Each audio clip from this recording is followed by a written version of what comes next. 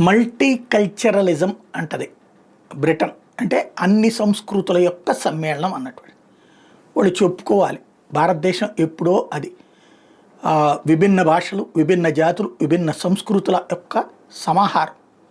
విభిన్న భాషల నుంచి సంస్కృతుల దాకా ప్రశాంతంగా సాగుతున్నటువంటి దేశం. దీంట్లో చిచ్చు పెట్టే ప్రయత్నాలు జరుగుతూ ఉంటాయి. ప్రజలు దాన్ని అబ్జర్వ్ చేసి సరైన సమయంలో సర్దుతారు. లేదంటే కనుక వాళ్ళ ట్రాప్లో పడ్డప్పుడు కొన్ని రోజులు ఇబ్బంది ఎదురై మళ్ళీ తర్వాత కన్విన్స్ అయినటువంటి రోజులు ఉన్నాయి.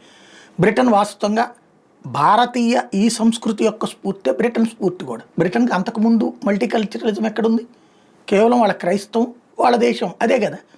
ఆ తర్వాత భారత్ని సుదీర్ఘకాలం పాటు పరిపాలించిన క్రమంలో ఇన్ని జాతులు, ఇన్ని భాషలు, ఇన్ని సంస్కృతులు అయినా కూడా మాదంతా భారత్ అనుకునేటప్పుడు మన దేశంలో ఎట్లాగ ఉండకూడదు, మనం అట్లా ఎందుకు ఉండకూడదని అక్కడ విభిన్న జాతులు, విభిన్న భాషలు ఇట్లాంటిది మూవ్ చేసుకుంటూ వచ్చింది. అయితే ఇది క్రమంగా ఫెయిల్ అవుతుంది.